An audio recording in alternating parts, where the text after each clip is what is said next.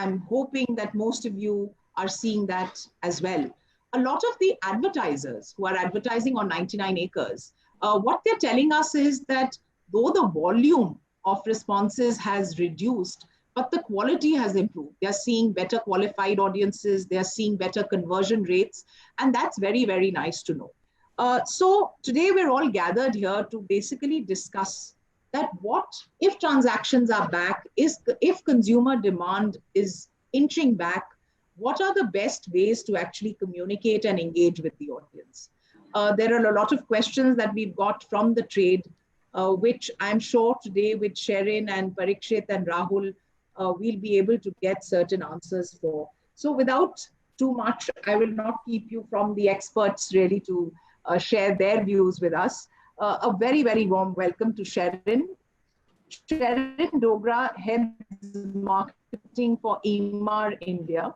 She has rich experience across companies like DLF, Lodha, UB Group, and a few more, and is part of the India leadership team. She leads the marketing strategy and the 360-degree portfolio of marketing for all commercial and residential projects of Emaar in India. Welcome, Sherin. Thank you, Sumit. Hello to all my co-panelists, and very warm welcome to everyone who's a part of this webinar today, this afternoon. So Sumit, you very rightly started the session by touching upon what kind of environment around us we have. We, of course, are in this unforeseen time, perhaps the historic period for the entire world. Health has never been challenged like this, at least in the 21st century. And there's been a huge change in how today customers are engaging with the brands. Specific to real estate, there is a huge amount of shift on how customers are actually engaging with respective real estate portfolios across India, and how they are even submitting their inquiries, how real estate developers are positioning the real estate portfolio, and various opportunities this real estate industry is actually undergoing as a shift as we are going along. With the onset of COVID, that has affected a lot of trade industries worldwide. There has been disruptions in the business cycles. However, a lot has been already done to prepare the businesses and adapt to the new normal. And a lot is underway to make the customer journeys and experiences with the brands more immersive. We are all aware that we are all some of us are working in offices, but most of us are actually at our homes. So how the brands are reaching out, making those experiences very immersive, right in the comforts of home, is something which the brands have worked upon. I was being asked to open a very important question, which I think this industry is undergoing with, how prices are moving in this kind of a scenario. Well, my 2 cents on this is that a lot has been speculated that the prices are going to go south. There are a couple of more questions actually to look at when somebody is asking this question, such as what are the kind of developers you're talking about? Are you really talking about the established names or brands? Because an isolated view of a notion that the prices will come down, according to me, is neither the correct view nor is the right approach. I am not sure if this view is endorsed by the developers or even the real buyers. This view, to my mind, sounds like a ploy to confuse a customer and turn to one's advantage. Think of it in this way. If you had an apartment and you knew that the market value of that apartment is 1 crore, we're talking resale for a moment. How likely is it that you will sell it at 90 lakhs? Well, there are 1 out of 1,000 people out of distress who will do it. But is this enough reason to establish an industry fact? Now think of a RTMI or an under construction portfolio project. I mean, no developer will ever undervalue and price cut the product lesser than the last transaction value, unless there is a solid liquidity issue. Then will you be calling it a safe purchase from a developer who is doing that? Which is why any established brand in real estate business neither endorses a price cut nor will ever do it. Which is why we at Emaar India will never practice it. And this is the same reason which I elaborated just now. The third point which I was asked to elaborate was how the customer demand has been moving in this scenario. See, to be very honest, COVID came quite unexpectedly. If we do a few months rewind before COVID came, due to RERA and the regulation of this industry, market was undergoing a radical change, all positive. Customers were more of end users than investors, and there was an active, significant consolidation happening across geographies. Now, when COVID saw a spike and there was a lockdown, for the first few weeks, it was a shock for people as they were coming to terms with this new normal. Good thing is that a lot of customers use this time to actively search and research for a dwelling or for a real estate investment. So we saw a surge in digital leads, we saw a surge in inquiries, and thankfully, when now people have understood that there is no certainty when we will be a COVID zero world, there is a substantial volume of conversions which are happening across geographies. For example, we've got a very, very encouraging month, which is just closing for our Jaipur, Mohali, and Lucknow portfolio, which is plotted developments. We've had a very healthy transaction mix from a ready to move in portfolio to an under construction portfolio for an NCR. So now we have serious buyers who essentially were in the market doing a research, but now they basically see that real estate as an asset class is something where they can, rely upon, and they can basically put their investments in, because this investment perhaps is the only investment which is averse to a market volatility, uncertainties, or any kind of a risk associated, and they want to protect their future. So that's why you see a surge in the conversion which has just happening. So I personally feel whilst the environment has changed a lot, this industry has had a huge amount of resilience in the past 2 weeks to come back and adapt this to this new normal from a customer's viewpoint. Thanks, Sharon. Some great positivity there, and I think we all are seeing the sun peeping through the dark clouds now. We have Rahul Phongde with us, who is the Chief Business Officer of the Residential Services for Anarock Property Consultants. He has more than 20 years of experience in building businesses in various verticals like media, real estate, and F&B. And his experience is not only around sales and marketing, but he's done a the voices again. Strategic. Your voice is cracking. We're not able to hear you, Sunil. As well in his tenure. Warm welcome to you, Rahul. Is my voice cracking? No, now it's much better. Okay. I'm going to repeat Rahul's introduction. Is it better now? Yes. Parikshit, can you hear me now? Is it better? Yes. Okay, so I'm going to keep my video off. So, it's welcome to Rahul Phongde. He's business officer for residential, 20 years of rich experience, media and real estate vertical. Okay, I'm going to then request Abhimanyu connection. Yeah, Abhimanyu, will you take over after this, Rahul? I'm handing it over to you. Warm welcome. And please share what you are seeing, because you deal in so many types of properties across different parts of the country. What are you seeing, and what are you seeing in terms of consumer demand and sales? Over to you, Rahul. Thank you, Sumit. We understand the technological issues completely, so don't worry on that.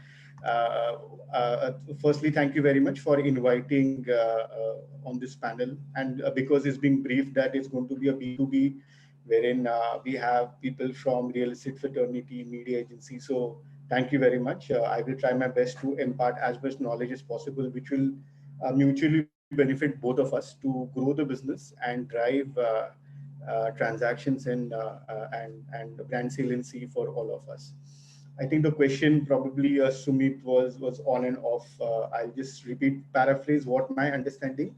How at Anarock, because we have an exposure across India, across various mandates and brands, what is our viewpoint in these times to work upon? So I will answer it into three parts.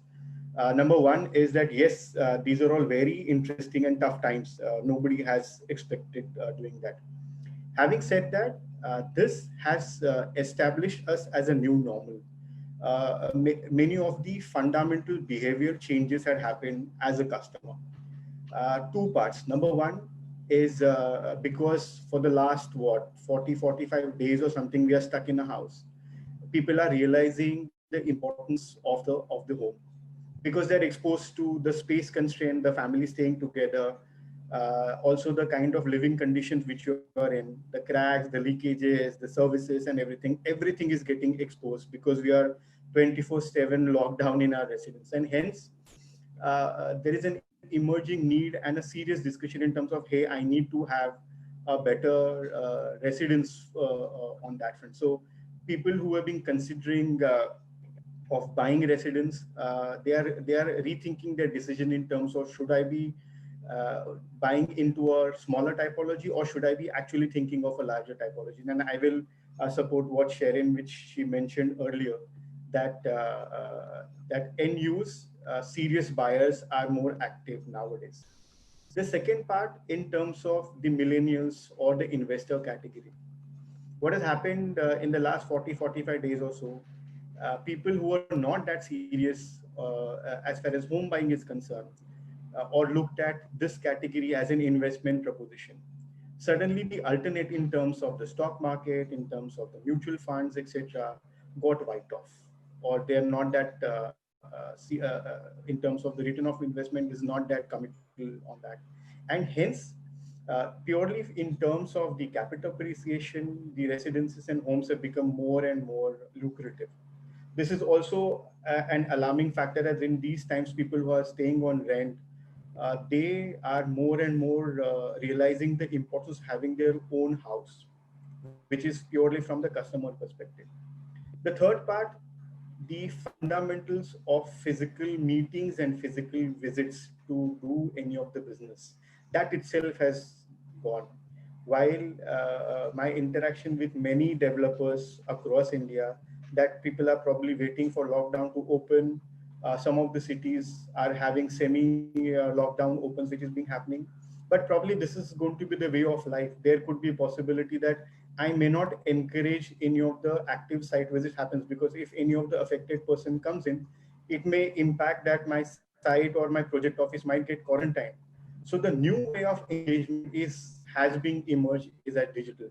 And Anurag had that first more advantage to anticipate, and we launched this this integrated digital sales solution, which brought the developers, the channel partners, and the customers on one platform. And it is a pure e-commerce way of selling, wherein you can experience the product at sitting at home. You can interact with the channel partners and the sales manager at one go. You can involve your family for all the question and answers and everything. So the entire experience has become hassle-free, wherein instead of you visiting the project is there in your bedroom and giving the entire experience on that. So these are the fundamental changes which are happening. Secondly, purely from our experience, what is being happening is that, yes, there are serious customers and serious buyers which are now in the market. But more or so, the preference for developers who had strong delivery track record, who had delivered in the past. Secondly, in terms of the branded developers who had stable name in the industry. People who have managed to build their residences, build their communities in a manner that which factors the social distancing norms, etc., are more preferred from customer perspective. So you would see customers post probably things become natural, or probably once we have the vaccine coming in, we'll have a stronger bounce back which is coming across. And we have observed that in the past, whether it is a financial crisis or during RERA or during GST, etc., while there has been a slight drop, but real estate has managed to come back very fiercely on that. So a lot of positivities, a lot of fundamental behavioral change in our customers, that has given a lot of cues in terms of, hey, these are not bad times, but actually a huge opportunity for real estate players, for marketers to grab such opportunities to drive it further. That's it from my side as of now. Thank you, Rahul. A warm welcome to Parikshit Pawar. He's the Senior Vice President and Head of Marketing for Shapoorji Pallonji Real Estate. Parikshit is responsible for the entire marketing strategy, including product, digital marketing, brand management, and media planning for the entire group. A very warm welcome to you, Parikshit. Thank you. Very nice to have you here. And it'll be good to know what you are seeing amongst your projects and share your views with the audience. Sure. So I will take the liberty to start slightly on a lighter note here. While we have done all the serious conversations, I would like to ask everyone who brought the digital transformation in the company. Was it the chief marketing officer? Was it the chief technology officer? Or was it COVID-19? Well, so in most cases, if you really say the writing is on the wall that this disease actually helped us in a digital journey, which we would have never taken otherwise.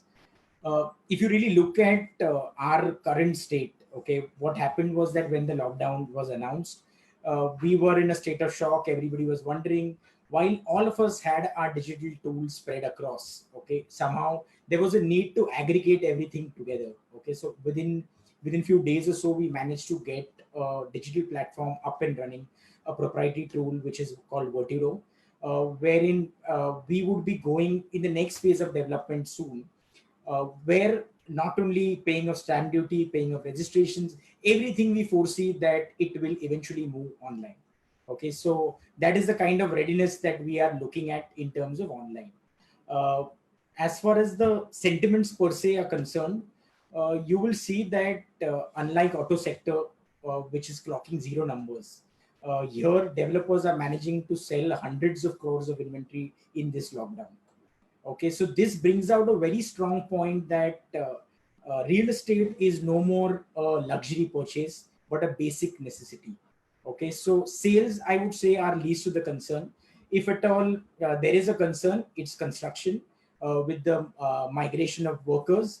That is one area where we are facing issues in terms of aggregating labor. Okay, but as far as sales is concerned, I'm sure there is, we are seeing month on month how the numbers are jumping. And I'm sure we will soon be in 100% efficiency after a month or so.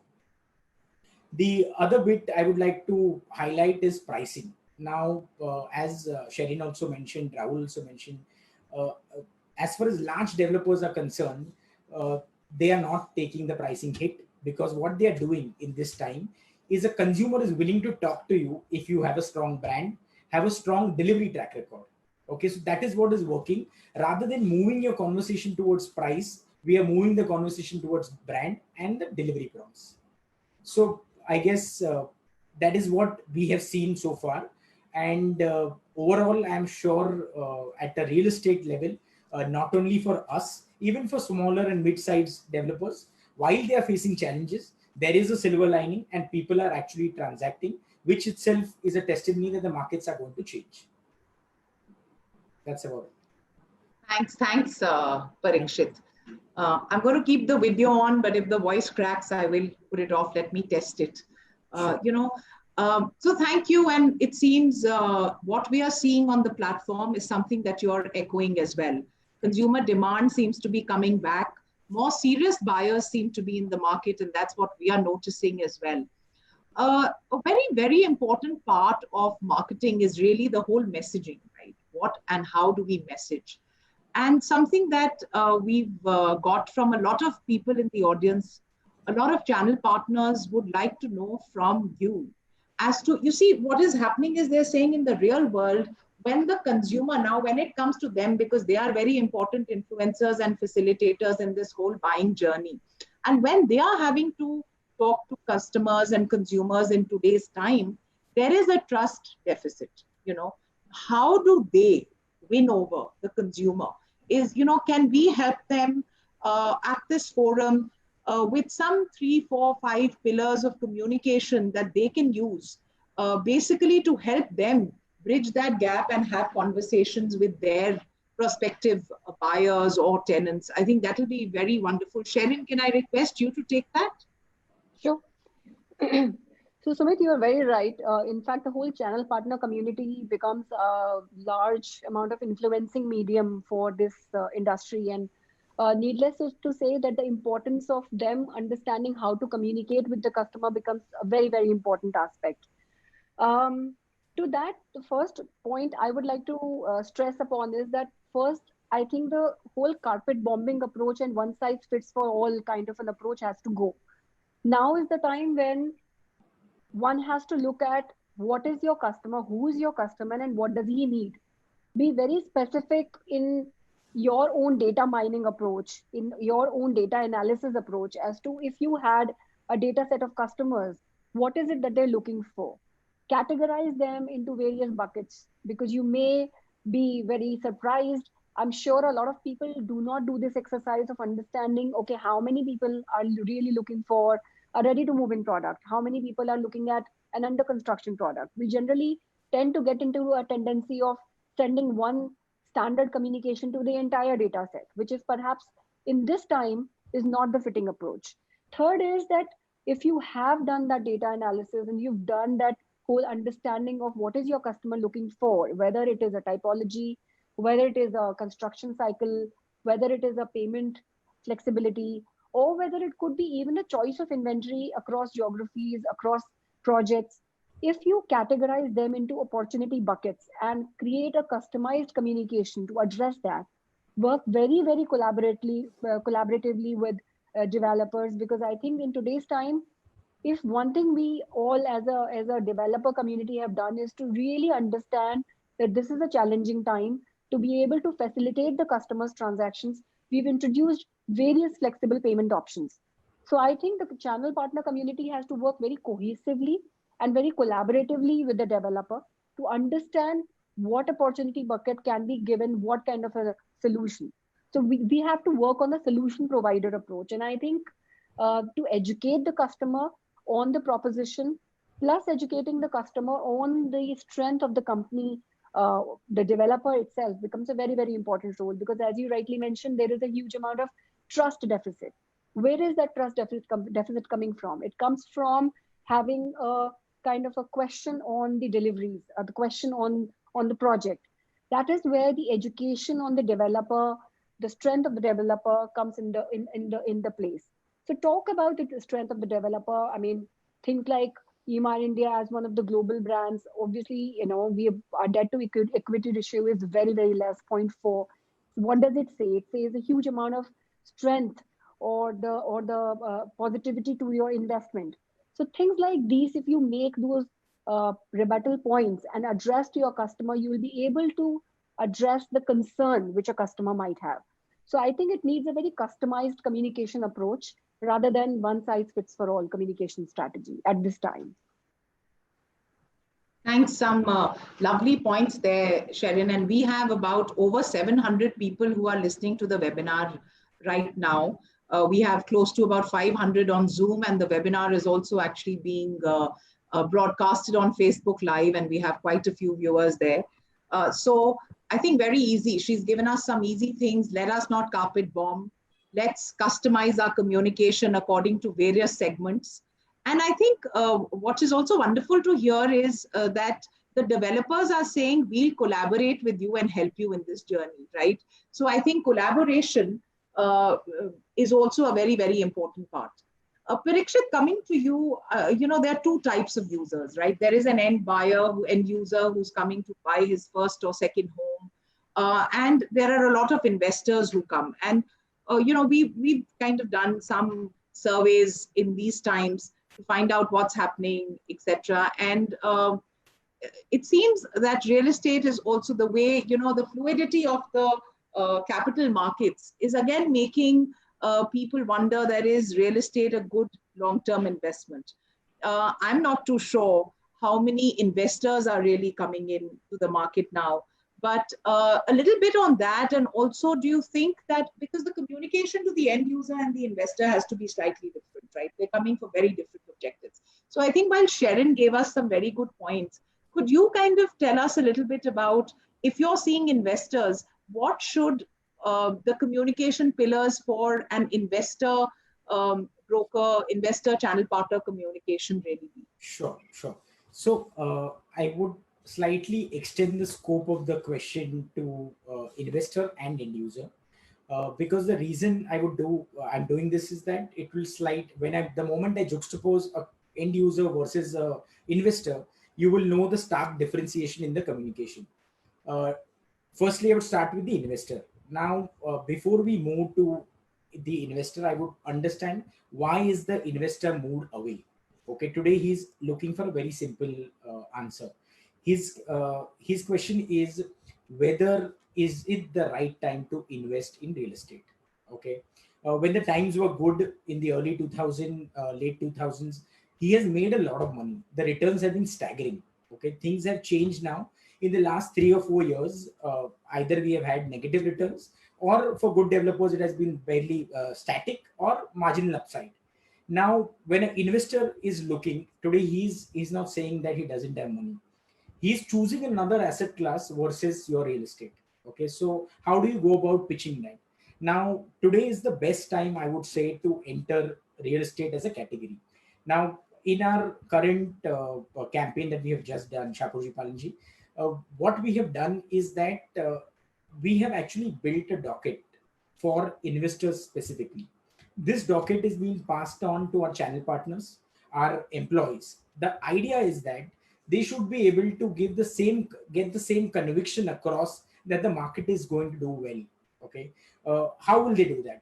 Now, when it comes to an investor, the pitch has to be very structured. Okay, the docket has things like 2000 early 2000 Y2K recession.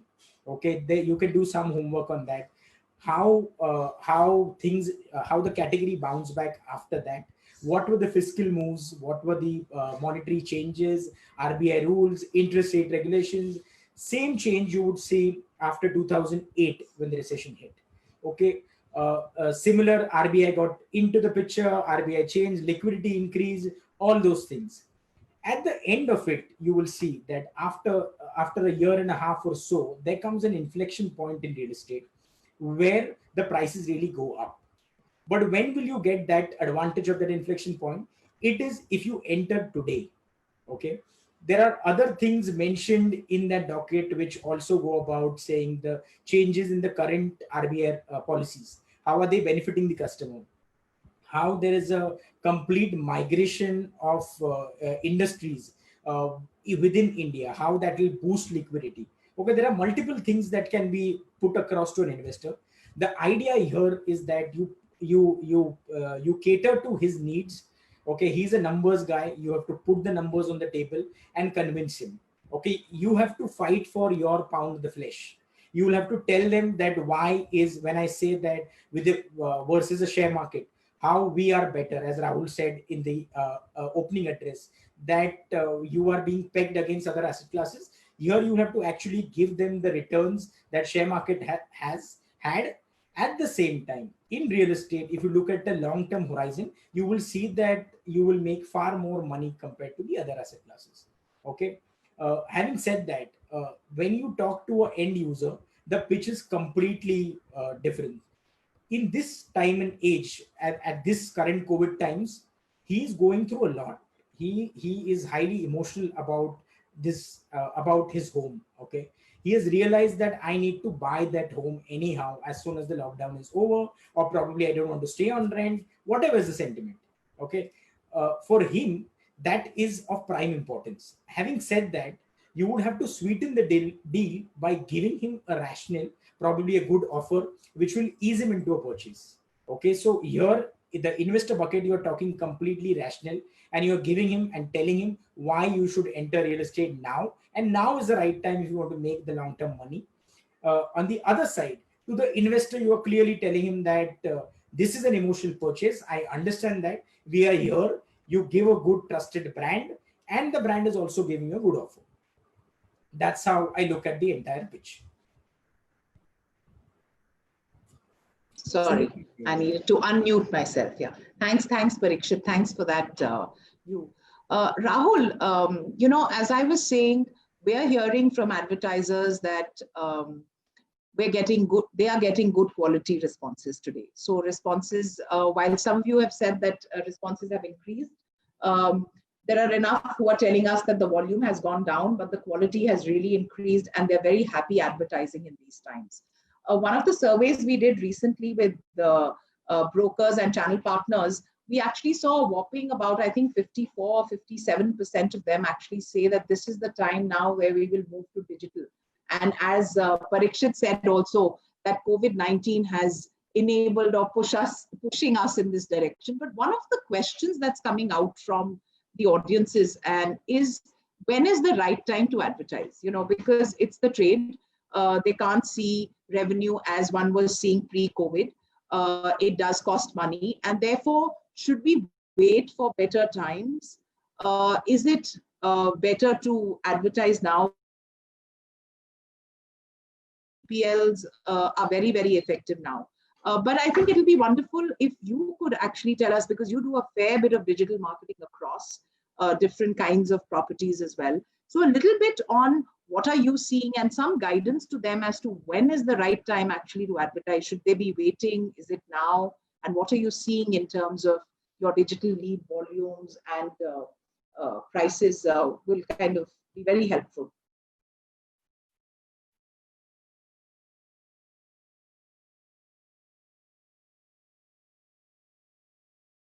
Rahul, you're on mute. You'll have to unmute. Sorry, can you hear me? Can you hear me now? Yes. Sorry. Thanks, Yeah. Parikshit. Super question, Sumit. And I will try to answer into two parts. One is that what is that media mix? Has that fundamentally changed, etc.? And secondly, is this the right time? So I'll take the first question and elaborate a bit, and purely from our experience. Just to tell you is that ANAROCK also has an in-house digital agency. So we have engaged to around 250 plus odd campaigns and across 60 odd developers also. So whatever I'm sharing is purely from this experience which we have gathered. Number one, pre-COVID and post-COVID, there has been a fundamental change in terms of the overall media mix. Number one, the offline, which is the typical traditional media, wherein most of the advertisers or developers used to harp upon, that is suddenly wiped off, of course, and it has certain restrictions as well. That is first part. Second part, in digital, there has been few fundamental changes which also happened. Number one is the entire usage of mobile phone has increased by almost 20-25%. Secondly, in terms of OTT platforms have seen larger traction. So OTT, I'm talking about the Hotstars of the world, Z5s of the world. These are the platforms wherein come up very strong because there is no new content on television in terms of entertainment. The new news portal has come up very strong at around 22% of traffic increase. Interestingly, I keep discussing with you, Sumit, and your team as far as property portals, and especially with 99 acres, we have seen large traction in terms of organic increase which had happened. It is actually helping us to drive all the quality leads, to say. So pre-COVID, post-COVID, wherein most of the advertisers are now looking at pushing their monies on the digital front. That is first part. The second part wherein we come into picture is to guide them in terms of within digital now what has been the correct media mix, which earlier used to be the Googles of the world, which is Facebooks of the world, which still remains. But there are new format which is also coming, wherein one must look at harnessing not only to drive business, but also to build the brand imagery of the developments are concerned. That is first part. Of course, because of the shift has happened from offline to online, you can track all the intelligence, you can track, and it is very cost effective medium. In fact, I know for the fact that there are a lot of small-time developers from small cities or small locations, etc., who want to try their hands, probably they don't have that wherewithal. But the results can be optimized even at 1 lakh of rupees to a 50 lakh campaigns as well. So the results can be driven both on business front as well as brand front. That is first part. Second part in the timing, I mean, if you have the entire journey mapped, right from the ideation, engagement, having the sales pitch online and influencing bookings, I mean, as a proactive manager or an entrepreneur, I will not wait for any more time, or I will not wait for the lockdown formal announcements to happen, because any time is a good time, because this is the time where most of the people are sitting at home. They have all the time in their world with their family as well as on their devices. So it's a quality time where they can engage. It's an investment which you are doing it right now. So number one is that you will get traction in terms of the interest. But the moment you see lockdowns open, if you don't have the necessary tools to drive bookings over digital, but these are the people whom you have primed over a period of time, and these are the people who will book and who will engage with you immediately after the stability comes into picture. So no, I mean, I will not hold back in terms of advertising because these are all investment. Only thing, how much you want to scale, how much you want to scale up, scale down, etc. That's where experts are there to guide you on that.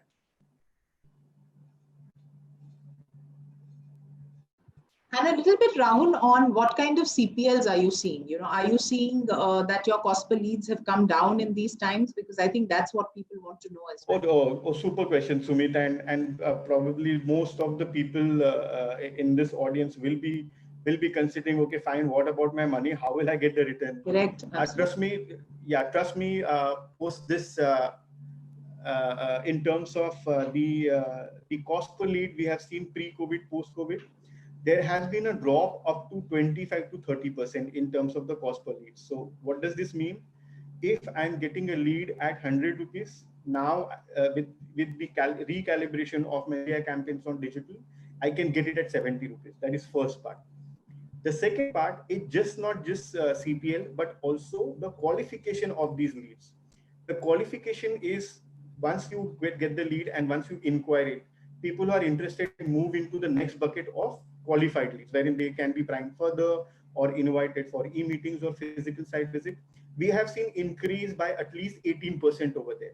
So now we have managed to reduce the cost because there is less clutter now on digital space. And the second part is the qualification ratio is much higher, and hence the ability to close has become much better. Thanks. Thank you. Sharon, I'm going to go over to you next. A lot of the consumer work that we've done in April and also the first 2 weeks of May is suggesting that there's this huge inclination towards ready to move properties, and the trust into, and this is just carrying on. I don't think it's about the COVID times. We've been seeing even in the last couple of years, the trust and bias, especially in certain regions of the country towards under construction, has been going down, and there is this inclination towards ready to move.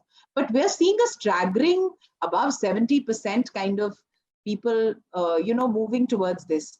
You having so many different kinds of projects. Yesterday we were chatting, and you were also telling me that you have a lot of plotted land, etc. What are you seeing? Are you seeing something similar to what we're kind of gathering?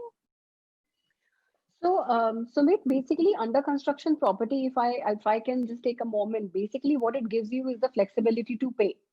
That's why you see, the under construction properties will give you construction link plans and flexible plans and so on and so forth. And perhaps the reason why under construction properties take a substantial interest by the customers are from the people who are willing to wait and they don't have any hurry to move into. Well, coming to a kind of a skeptic behavior related to under construction property, I would have my doubts that if the developer is A grade and the commitment of delivery is very clear and the promise is very, very, established, then why would somebody feel that kind of an hesitation to under construction properties? So I think it eventually boils down to what kind of a strength of the developer you are looking at. Obviously you have various varieties of customers, people who have absolute ready to move in kind of a requirement and they are willing to actually buy a property and move into it ASAP. And then on the other side, you have people who basically have a time frame within which they want to move into or they want to acquire a property. And they really want a little bit of a flexibility in terms of how they would be ending up paying because they have a finance plan or they have a home loan or something like that.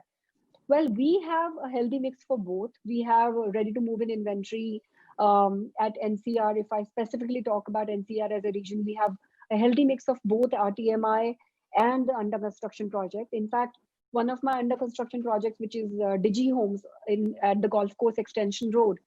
We have close to about 225 people still working. The workforce is working right now, even at this time.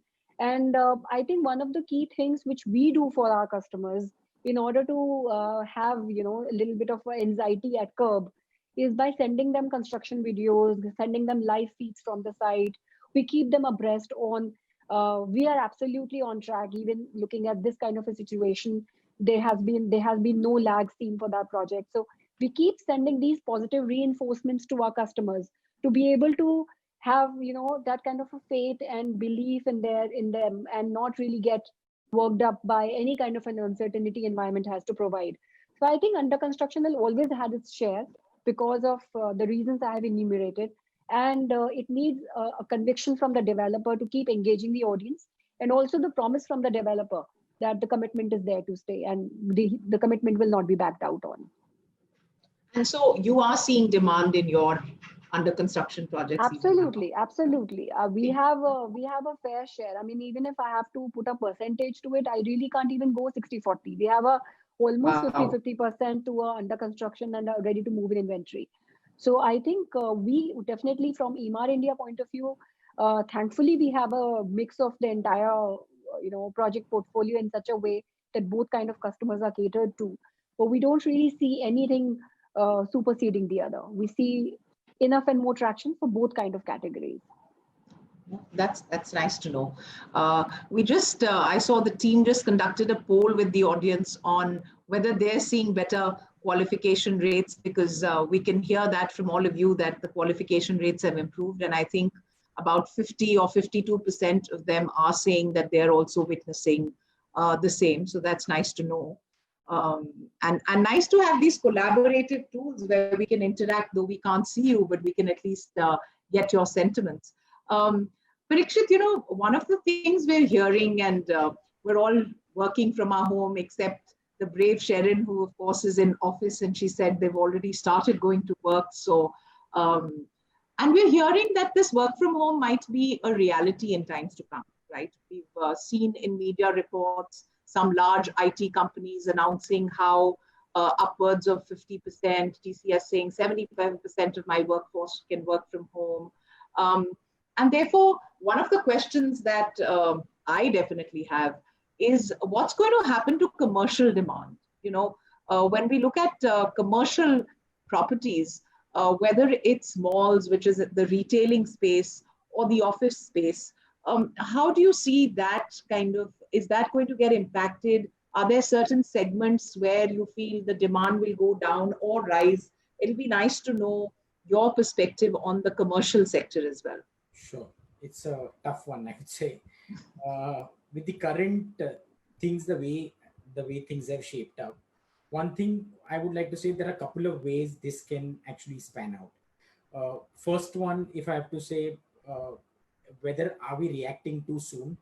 Okay, because for any change, once it comes in, you have to observe that change for a longer duration to know that whether this behavior has changed permanently or it's a temporary change. Okay, currently, while everybody is working from home, we don't know what are the demerits. Currently, everybody is just talking only positives about working from home. As you spend more time working from home, you will realize that there are many more issues, trust issues, which will crop up, and you will figure out that it is not maybe the best or ideal scenario. Okay. Secondly, if I draw parallel with residential sales, you will also see that while we have all done our digital transformation, you will see that customers are willing to look at it online. Okay, customers are willing to pay you that token.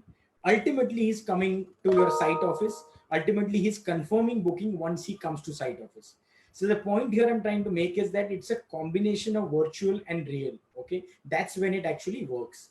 So going back to your question, I don't see commercial going out of the window completely, because it's a very far-fetched notion, if I have to say so. Secondly, there is a other trend which could also come in soon, is that in this post-COVID era, a lot of consolidation will happen. A lot of large developers will look at large land parcels. And when that happens, it will give birth to mixed use developments. Okay, with the current scenario where people are giving so much importance to work-life balance, that sentiment will carry forward.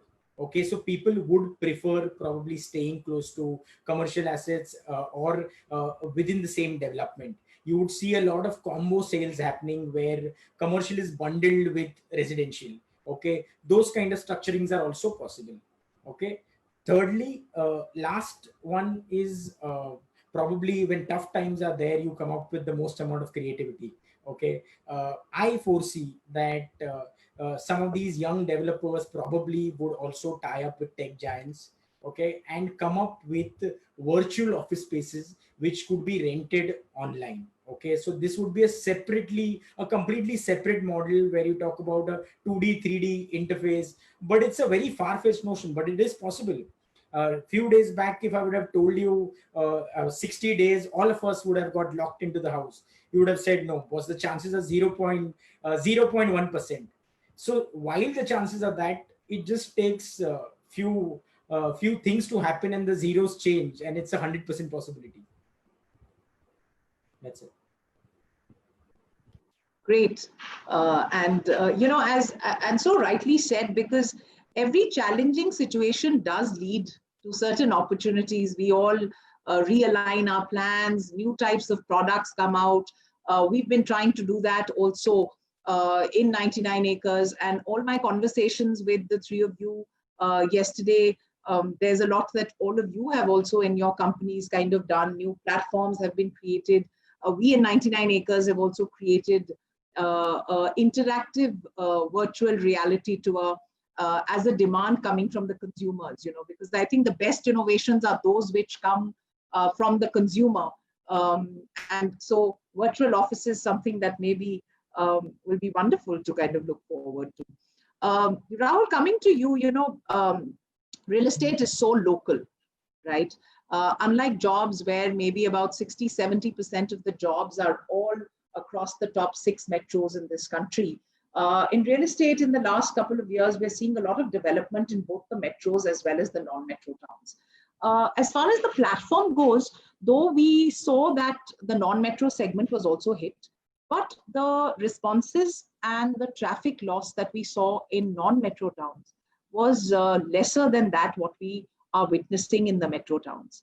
A little bit from you, on what are you seeing, in non-metros with some examples, and do you think that there is a question I just read also under the Q&A? Do you think that audiences who come from emerging towns have to be dealt with with slight different messaging or slightly differently? What's your view? That's a question I just read, so I thought I'd just kind of piggyback that on what I wanted from you on the non-metros. Sure, Sumita. And so I'll take the first question first, which is the non-metros. What exactly is being happening there? And luckily we have our office in Lucknow, so probably I can give some synergies on that, what has been our learning, so to say. In these times, while there is a large urbanization which will happen, there is a large migrant population which is also coming in across different metro cities. There are two things which will happen. One is that they're looking at living into the urban locations which they had moved in. Secondly, over a period of time, they also, sending out their incomes, earnings, etc., back to their home. It's very similar in terms of for NRI. When I move out of the country, I always want to invest into my hometown. And similarly, that's what the understanding of this migrant population. What has also happened is that over a period of time, the amount of traction which has come across in non-metros has steadily increasing. This is primarily because of the exposure into the population of what is being happening into urban life. Secondly, the information is available left, right, and center. In fact, if I were to look at the biggest news channel, probably it might not be any news channel, but it could be WhatsApp, wherein majority of the information gets circulated on that. So across the non-metro cities, the awareness level has increased big time. Also the importance of having their own house, not any ordinary house, but also having a house with the kind of lifestyle, with the kind of amenities, so on and so forth. even though, and additionally there is that as compared to the cities wherein the prices are always steep or tough for the population to afford, but such towns wherein you will see hunger for better lifestyle and organic hunger to invest into the residences, into any of the structured development, so to say. In terms of our experience, wherein we have taken mandates, especially in Lucknow, we had managed to sell around 400 to 500 odd units over a period of time. And this is in the range of value homes, which is the price point of around 40 to 70 lakhs. We've got traction in terms of plotted developments, and we've got traction from on villas as well. And if I were to look at from where all this audience is, of course, core being into that city, but also all the people who have been working into different cities like NCR or Mumbai for that matter. And hence probably one of the reasons why, while there has been a sharp dip being observed into metros, but there has been a slight decrease when it comes to non-metro, because that becomes more and more lucrative for them to invest into. The second question, I think if you can quickly mention. Yeah, the second question audience, there was one question. Yeah, the second question was more that should they be talking to the non-metro audience a little differently? Do they need to kind of handle them slightly differently? Super. So I missed that part, but I'll just work on that. So in terms of the audiences, of course, the regional connect becomes absolutely crucial. And that has been the fundamental learnings, wherein most of the marketers, most of the channels, advertisers are investing hugely into local languages, because that's where you get the best of the connect. That is first part. The second part, what has also happened is that the traditional media, like the Dainik Bhaskar, Dainik Groups of the world, Lok Sattas of the world and everything, all this traditional rich media which is being read and consumed by the people over there, they are also transforming themselves into this new age, predominantly into digital space also. So number one is the language. Number two is the price range and what exactly is the customer need. Do they require a valet service or something? Probably no. But marketers are spending more and more time, especially into a real estate, in terms of when it comes to non-metro or any of the tier 2 towns, the calibration might be relevant for them in terms of the livability. But definitely the language plays a huge, huge role to connect better. Thanks. Sherin, my next one's actually directed towards you. You know, you did share with us that how you at Emaar India, and I'm sure a lot of other developers might be doing so, where you were talking about the under construction properties and how you're making sure that you're shooting videos, you know, sending them out to your customers who are already there, both prospective as well as people who are already bought in, to kind of help in trust. We as, platforms, as a place where we actually bridge the gap between people like you and people who are looking to buy or rent, actually are also investing a fair bit of money into virtual tours, getting more and more properties verified, encouraging more and more both individual developers and brokers to actually put up photographs, etc. Because I think trust is just so important when it comes to real estate. And most of us know that this is not something, I don't even want to dare use the word impulse, but I'm saying it's something that most of us will do only once in our lifetime, right? And it's a fair amount of money, and therefore we all, as buyers, do a fair amount of research. What has come out interestingly is that in times like these, and even otherwise, people do want to use these tools to shortlist, right? Because it is a long, journey. And I think that's why people like you are investing in tools like this. That is why people like us are investing in tools like this. And it's all really trust, right? That we're all trying to build, and better experiences. Given the current times where I think because site visits are not happening physically, these things just become far more important. But the reason I'm actually giving this question to you is because yesterday you actually told me, and I was so pleasantly surprised, that about 30% site visits have started happening in Delhi NCR. And I was quite marvelously surprised. There are people coming out in Delhi NCR. I would have thought maybe in a small town somewhere. So that got me thinking actually that, so are these things there to stay? Do you think that as times will, so we're all kind of investing a lot in this, but will consumer behavior change over a period of time? While I think the physical aspect cannot be taken away, and everybody said that people are not going to buy this just digitally, right? But what's your sense, when it comes to these products and tools? So Sumit, basically, we must thank the whole, as Pari was mentioning, the whole digital transformation has happened everywhere, right from the agencies to the clients.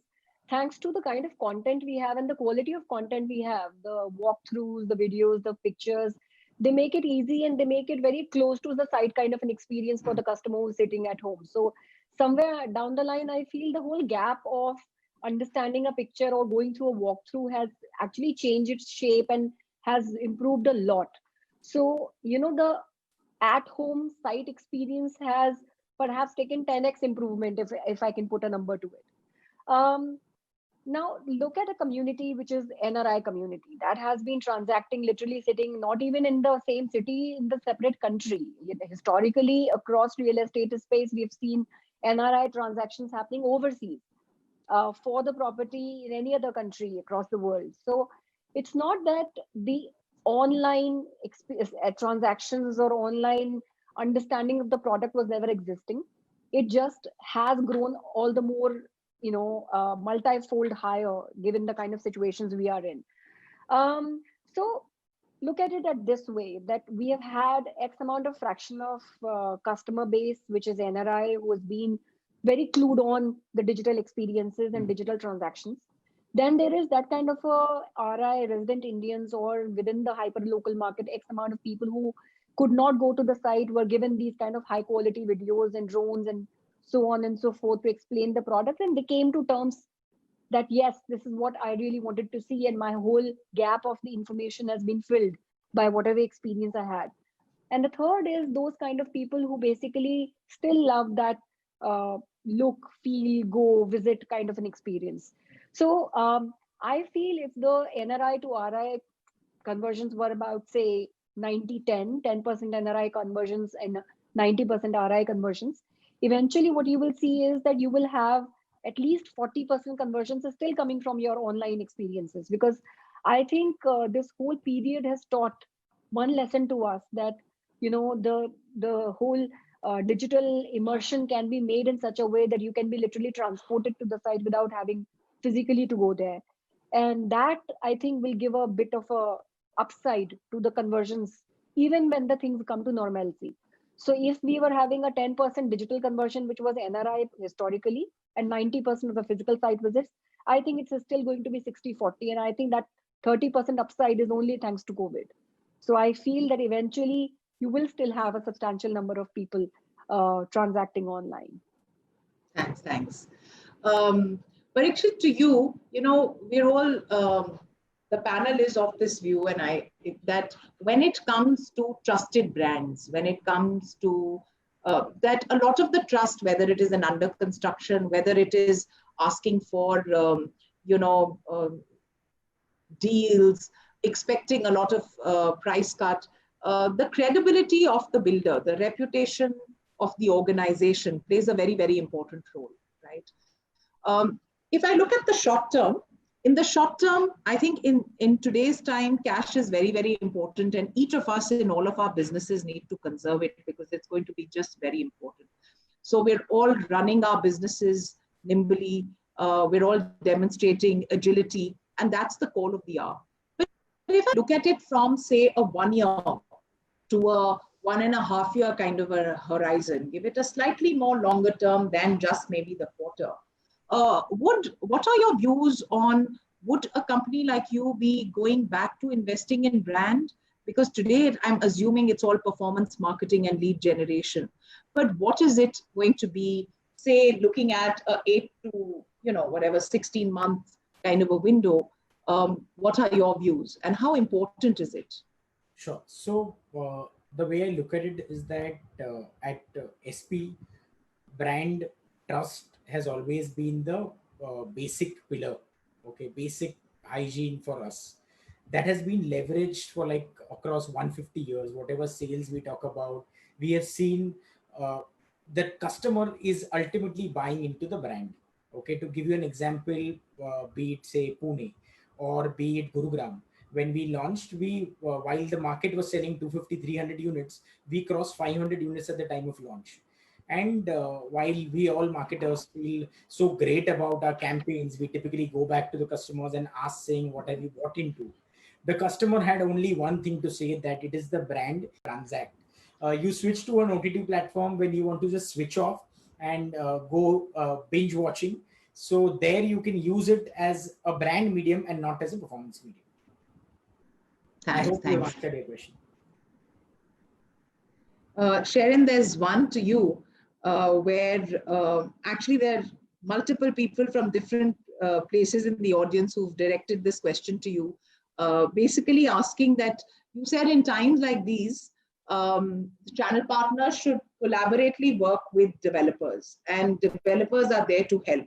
So some of the people in the audience would like to know that in times like these, where you know that it is tough, what are some of the things that maybe it's directed to you, so I don't know whether they want to know about Emaar India specifically, or what developers are doing, so what can they look forward to as collaborative measures from the developer community? So Sumit, I'm going to talk about what we do at Emaar India so that there can be cues and inspirations taken from there, perhaps. So for the channel partners we work with, we basically understood specifically in these times that the digital marketing is too big, too word, but it's something which is not known. People feel kuch ghost hai. There is something in digital marketing which don't understand. It's really a rocket science. And some people with this kind of a mindset were not even there on digital as a medium. So for us to be able to educate them on what is digital marketing in first place, it's not as heavy as it sounds. It's not really a huge science. It's just making platforms ready and using the existing platforms to pitch your products. And even in EDM marketing, for that matter, is a digital marketing. So we did a series of training programs for the channel partners where they were being told as to what all digital mediums they can use. Secondly, we understood at a channel level, they perhaps never have that kind of a kind of irregular supplies of money. They have a very, very small kitty of fund which they would like to use, and they basically would like to test as performance. So what we did was, we created a dashboard, vehicle-wise dashboards for them. We provided them as low as 10,000 rupees budget dashboard, telling them, educating them that in this 10,000 also you can do digital marketing. It basically took away a lot of apprehension from their side. Thirdly, I feel, as much as we have spoken throughout the session, the importance of lead generation and how we've been generating leads and CPLs, etc., etc. Entire CPL and the qualified lead goes out of the window if you do not have the proper servicing matrix. So for the contact center support, we have a contact center, we have an outsourced contact center.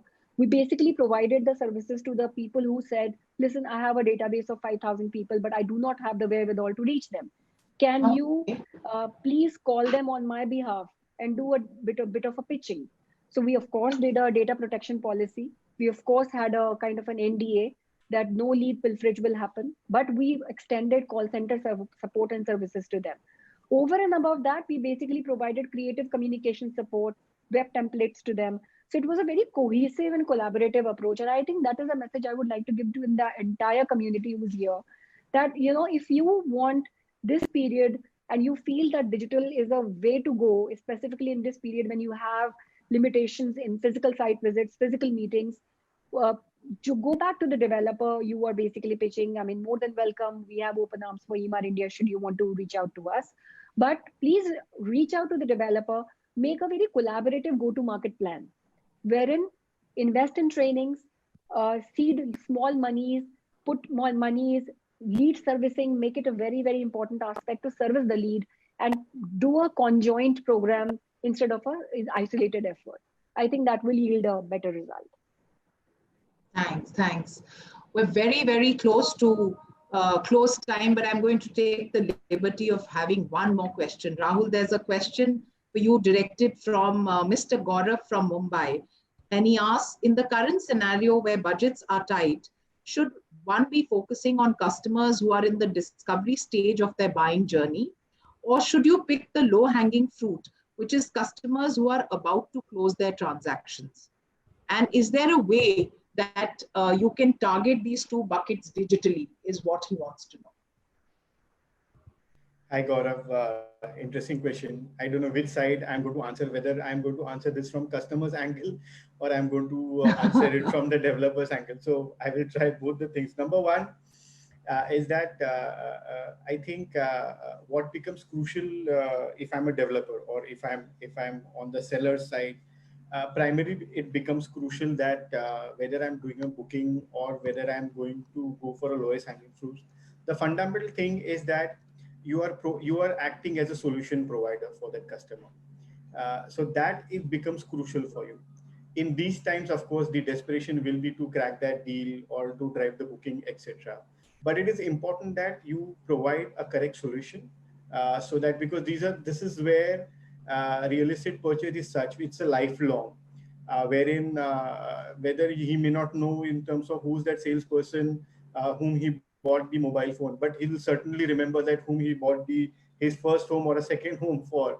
So it's an investment. Think on those terms and then provide solution on that. And probably I will put across whether to go for a lowest hanging fruit or wait for an opportunity, so on and so forth. If I'm a customer, I will first assess my decision in terms of, is this the right time or should I go for a deal? If I look at past trends, real estate during tough times has been mellowed, but they are the first people who come back in a different format. Whether it is post GST, the eruption had happened to have a RTMI and so on and so forth. There are many examples on that. If you look at for the last 45, 50, 60 days or so, there has been a huge pent-up demand. And if you look at right now, developers have opened their arms, heart, everything to give in best of the offers, whether it is the developer subvention or payment deviation, etc., keeping in mind the liquidity of customers at present. Who knows if the lockdown opens, market becomes positive and the developers start getting huge demand, probably those flexibility may not be available.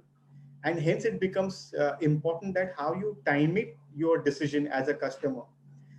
And when you know that developers are working with you, keeping in mind your present situation as far as liquidity is concerned, you should take complete advantage because they will be flexible.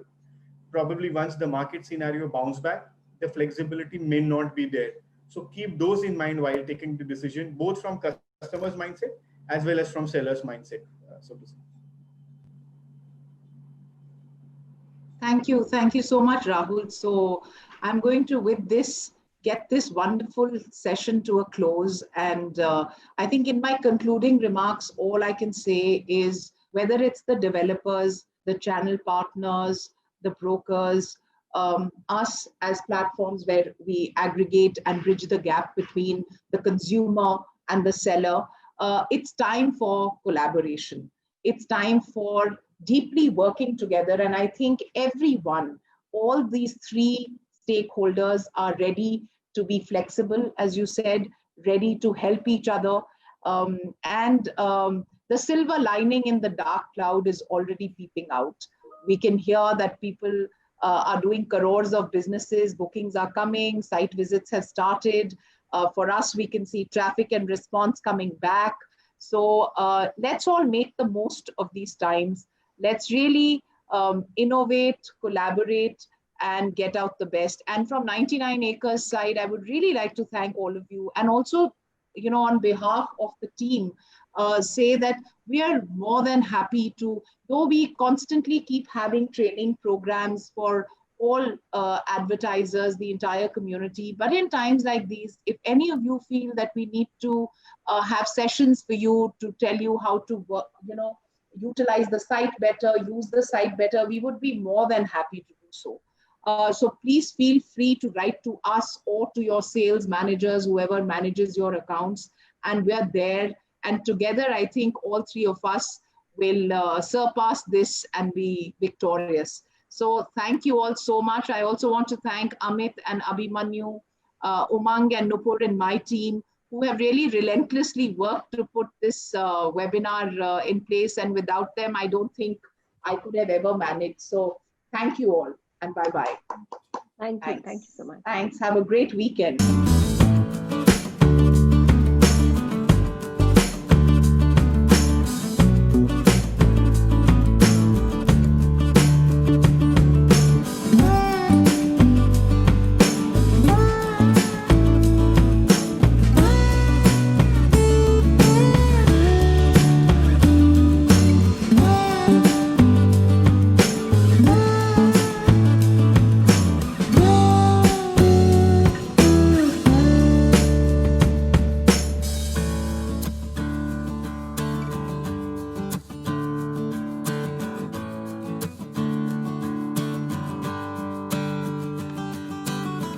Thank you.